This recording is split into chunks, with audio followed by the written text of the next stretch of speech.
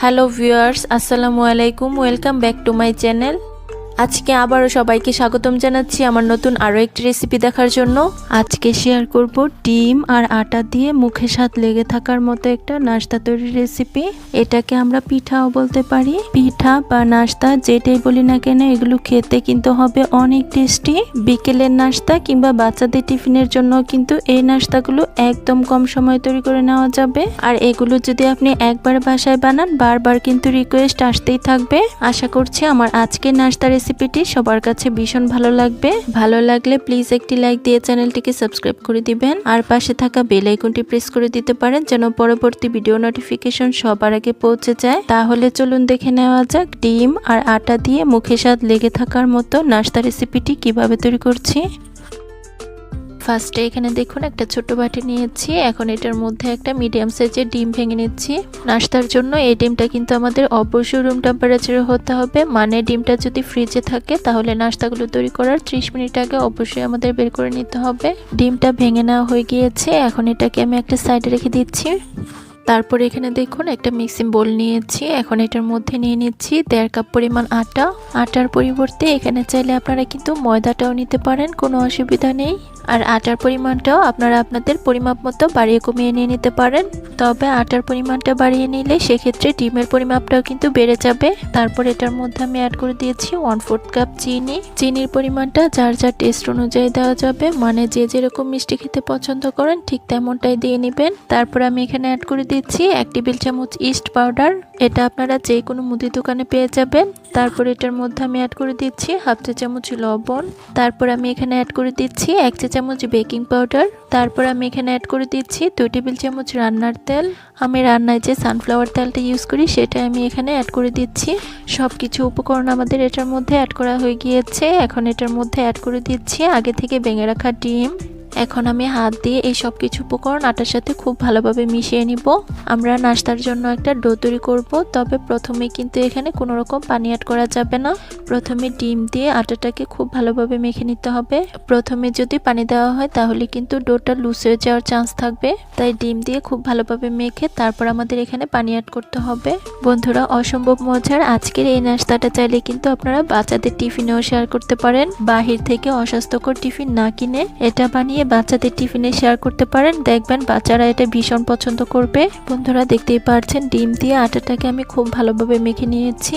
এখন এটার মধ্যে আমি পানি অ্যাড করব। আর পানিটাও কিন্তু একবারে দেওয়া যাবে না, অল্প অল্প করে অ্যাড করতে হবে। আর এই ডোটাকে আমাদের তৈরি করে নিতে হবে। বন্ধুরা, যে কোনো মেহমান আপ্যায়ন কিংবা স্পেশাল গেস্টের জন্য কিন্তু এই নাস্তাটি একদম পারফেক্ট। ডিম আর আটা দিয়ে তৈরি আজকের এই নাস্তাটা আপনি যদি একবার কাউকে বানিয়ে খাওয়ান, সে কিন্তু জীবনেও স্বাদ বলতে পারবে না, আর আপনার প্রশংসা করতে কিন্তু বাধ্য হবে।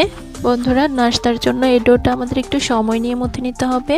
ডোটা যত মসৃণ আর সফটভাবে তৈরি হবে, নাস্তাগুলো কিন্তু ততটাই সুন্দর হবে। আমি 2 থেকে 3 মিনিট ডোটাকে খুব ভালোভাবে মথে সফটভাবে তৈরি করে নিয়েছি। এখন এই ডোটাকে আমাদের রেস্টে রাখতে হবে। তার জন্য একটা ঢাকনা দিয়ে ঢেকে রেস্টে রেখে দিচ্ছি 30 মিনিটের জন্য। 30 মিনিট পর আমি আপনাদের মাঝে নাস্তাগুলো তৈরি করে দেখাবো। ফিরে এলাম 30 মিনিট পর। এখন আমি ঢাকনাটা তুলে নিচ্ছি। দেখতেই পাচ্ছেন ডোটা কিন্তু এখন এ পর্যায়ে ফুলে অনেকটাই ডাবল হয়ে গিয়েছে। এখন আমি হাত দিয়ে আবারও এই ডোটাকে কিছুক্ষণ খুব ভালোভাবে মথে নিচ্ছি।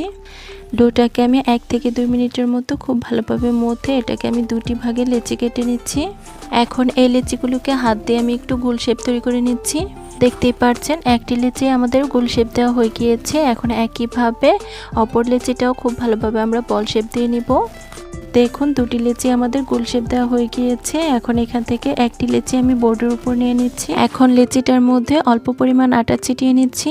আটা ছিটিয়ে নেওয়া হয়ে গেলে এখন আমরা বেলুন দিয়ে বেলে আমরা একটা রুটি বেলে নিব। আজকের নাস্তার জন্য আমরা কিন্তু কোনো রকম পাতলা রুটি তৈরি করব না, আমরা একটু মোটা করে রুটিটাকে তৈরি করে নিব। দেখতেই পাচ্ছেন বেলে বেলে আমি একটা বড় মোটা রুটি তৈরি করে নিয়েছি। এখন আমরা নাস্তাগুলোকে তৈরি করে নিব। তার জন্য একটা নাইফের সাহায্যে রুটিটার এক সাইড দিয়ে লম্বালম্বি ভাবে 2 ইঞ্চি পরিমাপ করে কেটে নিচ্ছি। পুরো রুটিটাকে আমি 2 ইঞ্চি পরিমাপ করে কেটে নিব। দেখতেই পাচ্ছেন সম্পূর্ণ রুটিটা আমাদের একইভাবে কেটে নেওয়া হয়ে গিয়েছে। এখন এই কেটে নেওয়া পিসগুলো থেকে আমরা নাস্তা তৈরি করে নিব। তার জন্য এগুলোকে আমি একটা সাইড করে রাখছি। তারপর আমি বোর্ডের উপর একটি পিস রেখে এটাকে আমি একটু আড়াআড়ি ভাবে নাইফের সাহায্যে কেটে নিচ্ছি। আমি কোনা শেপ করে নাস্তাগুলোকে তৈরি করব, তার জন্য একটু আড়াআড়িভাবে কেটে নিচ্ছি। আপনারা আপনাদের পছন্দের যে কোনো শেপে নাস্তাগুলোকে তৈরি করে নিতে পারেন, কোনো অসুবিধা নেই। এখন এই কেটে নেওয়া অংশগুলোর মাঝ বরাবর আমি একটু দাগ কেটে নিচ্ছি। বন্ধুরা, সকাল বিকেলের নাস্তা কিংবা বাচ্চাদের টিফিনের জন্য ঝটপট আর অনেক বেশি মজাদার কিছু তৈরি করতে চাইলে আজকের নাস্তাটা ট্রাই করে দেখতে পারেন। এই নাস্তাটা একবার বানানোর পর বাচ্চারা কিন্তু ভীষণ পছন্দ করবে। দেখতেই পাচ্ছেন একইভাবে সবগুলোর আমি মাঝখান দিয়ে দাগ কেটে নিয়েছি। এখন আমি এগুলোকে কিভাবে তৈরি করছি একটু দেখে কিন্তু আপনাদের বুঝে নিতে হবে। প্রথমে একটি নাস্তা শেপ নিয়ে এটাকে আমি কোনা বরাবর ধরে মাঝখান দিয়ে টেনে অপর সাইডে নিয়ে আসছি। দেখতেই পাচ্ছেন নাস্তাগুলোকে আমি ঠিক কিভাবে তৈরি করে নিচ্ছি। এখন একইভাবে বাকি ডো দিয়ে সবগুলো নাস্তা আমরা অফ স্ক্রিনে বানিয়ে নিব। সবগুলো নাস্তা বানানো দেখালে ভিডিওটা কিন্তু অনেক বেশি লং হয়ে যাবে। বন্ধুরা, যারা আমার এই ভিডিওটি দেখছেন প্লিজ একটি লাইক দিয়ে চ্যানেলটিকে সাবস্ক্রাইব করে দিবেন। আর যারা ফেসবুক পেজ থেকে দেখছেন প্লিজ একটি ফলো দিয়ে দিবেন। অনেকে আছেন ভিডিও দেখেন কিন্তু লাইক দেন না, প্লিজ একটি লাইক দিয়ে দিবেন। বন্ধুরা, দেখবেন সবগুলো নাস্তা আমাদের বানানো হয়ে গিয়েছে। এখন এই নাস্তাগুলো আমাদের ভেজে নিতে হবে, তার জন্য এগুলোকে আমি ফার্স্টে একটা প্লেট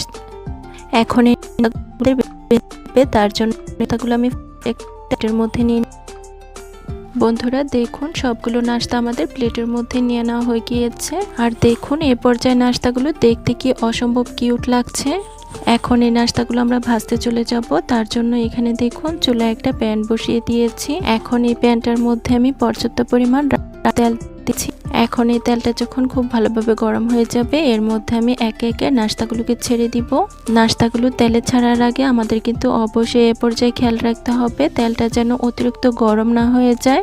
অতিরিক্ত গরম তেলে এই নাস্তাগুলো ছাড়লে নাস্তাগুলোর উপরটা কিন্তু খুব দ্রুত পুড়ে যাবে আর ভিতরটা কিন্তু কাঁচাই থেকে যাবে।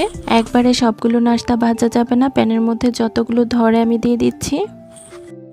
নাস্তাগুলোর একটি পাশ হয়ে এলে আমি একটা কাঁটা চামচের সাহায্যে এগুলোকে উল্টে দিচ্ছি।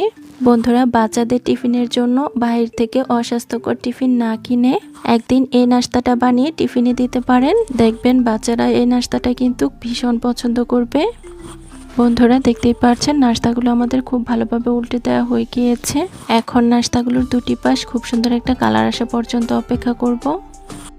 বন্ধুরা, আমি নাস্তাগুলোকে 3 থেকে 4 মিনিট উল্টে পাল্টে খুব ভালোভাবে ভেজে নিয়েছি। আর দেখতেই পাচ্ছেন নাস্তাগুলোর দুটি পাশ কিন্তু খুব সুন্দর একটা গোল্ডেন ব্রাউন কালার চলে এসেছে। এখন আমি একটা হাতের সাহায্যে নাস্তাগুলোকে খুব ভালোভাবে তেল ঝরিয়ে তুলে নিব। বন্ধুরা, দেখতেই পাচ্ছেন সবগুলো নাস্তা আমাদের খুব ভালোভাবে তেল ঝরিয়ে তুলে নেওয়া হয়ে গিয়েছে। এখন একইভাবে বাকি সবগুলো নাস্তা আমরা অফ স্ক্রিনে তেলের মধ্যে ভেজে নিব। বন্ধুরা, আপনারা যদি এরকম আরও মজার মজার নাস্তা রেসিপি দেখতে চান তাহলে আমার ইউটিউব চ্যানেল কিংবা ফেসবুক পেজটাকে ফলো করতে পারেন। সেখানে আমি অনেক রকমের নাস্তা রেসিপি আবার পিঠা রেসিপি শেয়ার করেছি। এগুলো দেখলে আপনাদের কাছে অনেক বেশি ভালো লাগবে। বন্ধুরা, দেখতেই পাচ্ছেন এই নাস্তাগুলো আমাদের ভাজা হয়ে গিয়েছে আর এগুলোকে আমি তেল ছড়িয়ে তুলে নিচ্ছি। এখন আমি নাস্তাগুলো আপনাদের মাঝে পরিবেশন করে দেখিয়ে দিচ্ছি। দেখতেই পাচ্ছেন নাস্তাগুলো আমি একটা প্লেটের মধ্যে পরিবেশন করে নিয়েছি। আর দেখুন নাস্তাগুলো দেখতে কি অসম্ভব লোভনীয় হয়েছে। শুধুমাত্র আটা আর ডিম দিয়ে তৈরি এর চেয়ে সহজ নাস্তা কিন্তু হতেই পারে না। আশা করছি আমার আজকে ডিম আর আটা দিয়ে মুখে স্বাদ লেগে থাকার মতো নাস্তা রেসিপিটি সবার কাছে ভীষণ ভালো লেগেছে। রেসিপি ভালো লাগলে চ্যানেল সাবস্ক্রাইব করে সাথে থাকবেন। ধন্যবাদ সবাইকে। আল্লাহ হাফিজ।